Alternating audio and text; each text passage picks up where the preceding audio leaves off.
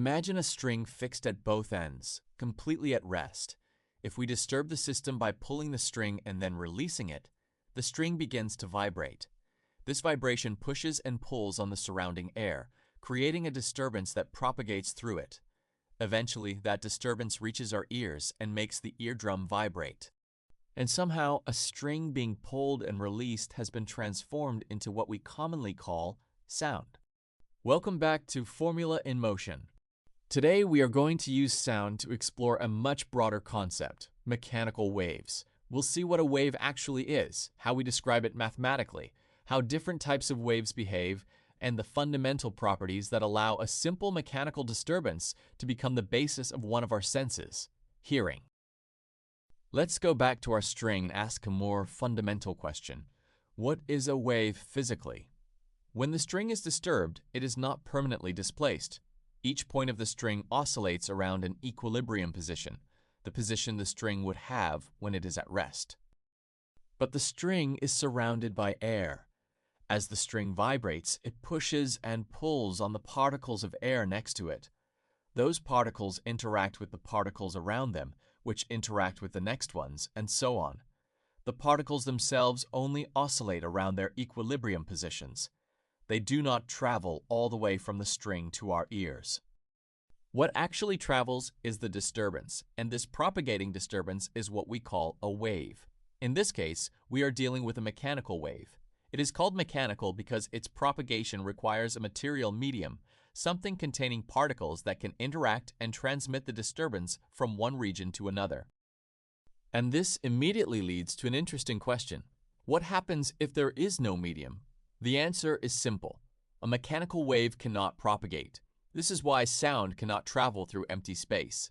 There's no material medium there for the disturbance to propagate through, and this is one of the fundamental differences between mechanical waves and electromagnetic waves. Light, for example, is an electromagnetic wave. Unlike sound, it does not require a material medium.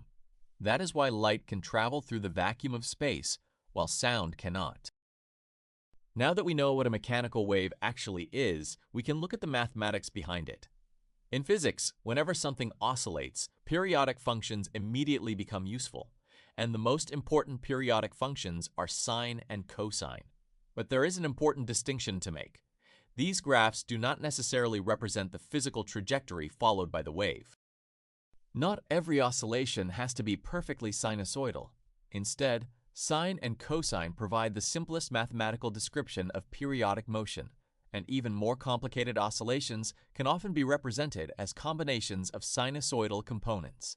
So let's begin with the simplest possible case. Imagine a single particle oscillating around its equilibrium position. Its motion can be described by y of t equals a times the sine of omega t plus phi. Let's understand what each term means. First, a is the amplitude. It tells us the maximum distance the particle reaches from its equilibrium position. A larger amplitude means a larger oscillation around equilibrium. The sine function describes the periodic nature of the motion. Inside it, we find omega, called the angular frequency. Angular frequency tells us how rapidly the phase of the oscillation changes with time. It is related to the ordinary frequency, f, through omega equals 2 pi f. The frequency tells us how many complete oscillations occur every second. For example, if a system completes 10 oscillations every second, its frequency is 10 Hertz. If instead we take the reciprocal of the frequency, t equals 1 divided by f, we obtain the period, t. The period is simply the amount of time required to complete one full oscillation. Finally, phi is the initial phase. It tells us where in the oscillation the system is at the instant t equals 0. So this equation describes something oscillating in time around an equilibrium position. But by itself, it does not yet describe a wave traveling through space. To describe a real propagating wave, we now suppose that this oscillation also moves through space along a direction x. Our equation therefore becomes a function of two variables, position and time. Y of x and t equals a times the sine of kx minus omega t plus phi. A new quantity has now appeared, k. This is called the wave number. Just as omega tells us how rapidly the phase changes in time, k tells us how rapidly it changes in space. And k is connected to another fundamental property of a wave, the wavelength, lambda. The wavelength is the spatial distance between two consecutive points that are in the same phase of the oscillation. The wave number is related to the wavelength by k equals 2 pi divided by lambda. So now we have two different periodic scales. In time, the oscillation is described by the period t, or equivalently by the frequency f. In space, the same wave is described by the wavelength lambda. And these quantities are connected through one of the most important equations in wave physics, v equals lambda times f. Here, v is the propagation speed of the wave. This equation connects the oscillation in time with the repetition of the wave in space. If the propagation speed is fixed, a higher frequency corresponds to a shorter wavelength, and a lower frequency corresponds to a longer wavelength. In the case of sound, the propagation speed is mainly determined by the properties of the medium through which the wave is traveling. So frequency, wavelength, and propagation speed cannot be considered independently. They are connected by v equals lambda times f. And this simple relation will become extremely important when we begin connecting the mathematics of waves to what we actually hear. Let's now focus on the speed of sound. As we have seen, the propagation of a wave is connected to quantities such as frequency and wavelength, but the actual value of its propagation speed depends mainly on the physical properties of the medium through which the wave is traveling. For a sound wave propagating through a fluid, the fundamental relation is v equals the square root of b divided by rho. Here, b is called the bulk modulus. It measures how strongly the medium resists compression. Rho, instead, represents the density of the medium. So the speed of sound depends on a balance between the elasticity of the medium and its inertia. And if we compare different materials, we find something that may initially seem counterintuitive. In general, sound travels more slowly through gases, faster through liquids, and even faster through many solids.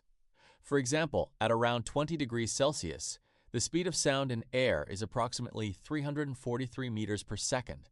In water, it is around 1,480 meters per second. And in steel, depending on the type of wave and the material, it can exceed 5,000 meters per second. For solids, the exact relation involves the elastic properties of the material rather than only the bulk modulus. But the basic idea remains the same.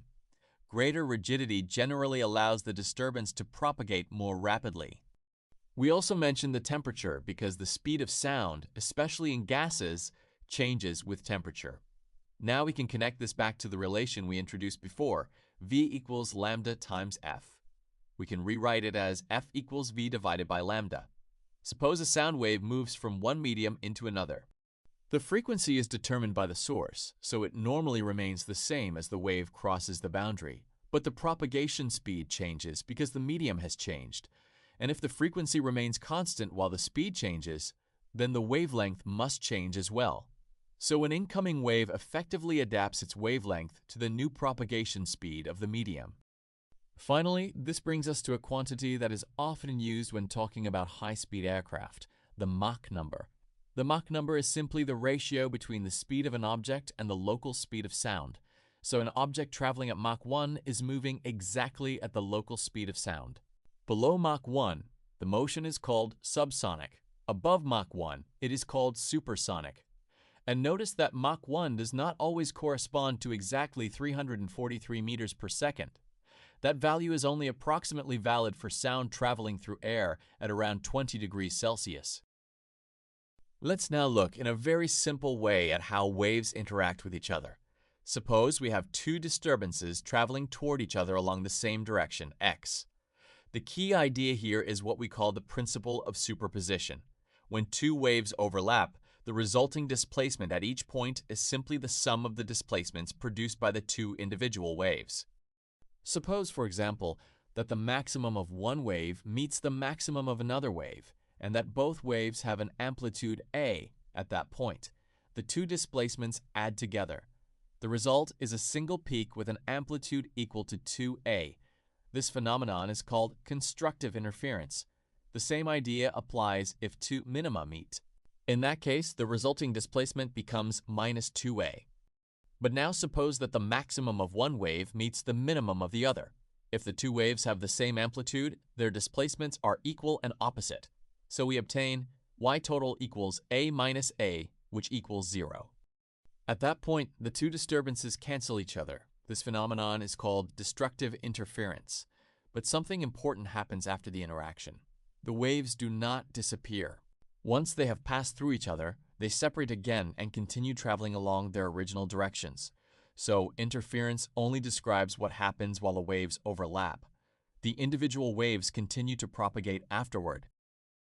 Finally, let's look at what is probably one of the most famous physical effects associated with waves, the Doppler effect.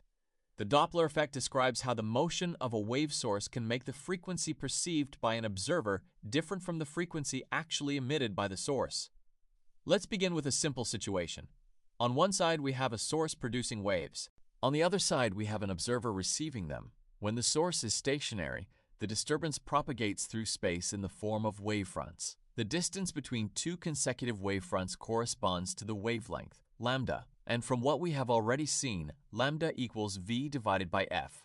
Now, suppose the source starts moving toward the observer. Between the emission of one wavefront and the next, the source itself has moved forward.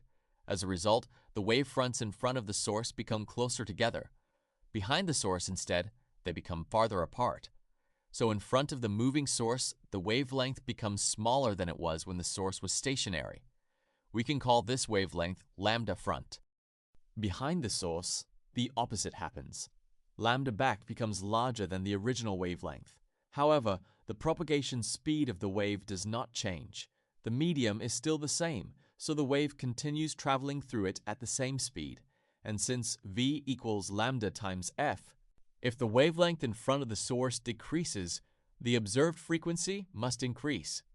Behind the source, the wavelength increases, and therefore the observed frequency decreases. This is the basic principle behind the Doppler effect for a moving source. The magnitude of the effect depends on the velocity of the source, which we can call Vs. If the source moves toward a stationary observer, the observed frequency is f observed equals f times v divided by v minus Vs. Since the denominator becomes smaller, the observed frequency becomes larger. If the source moves away from the observer, instead we obtain f observed equals f times v divided by v plus Vs, and the observed frequency becomes smaller.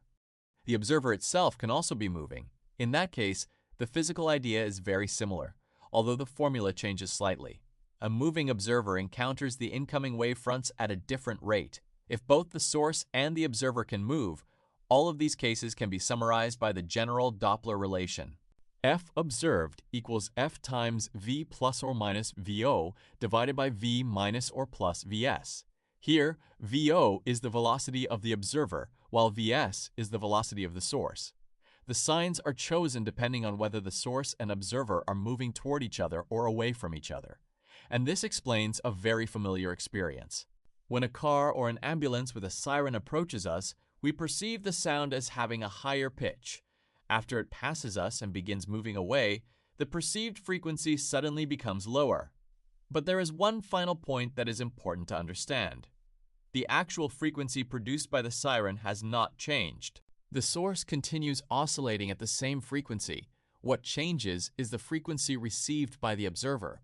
So the Doppler effect does not change the real frequency of the source.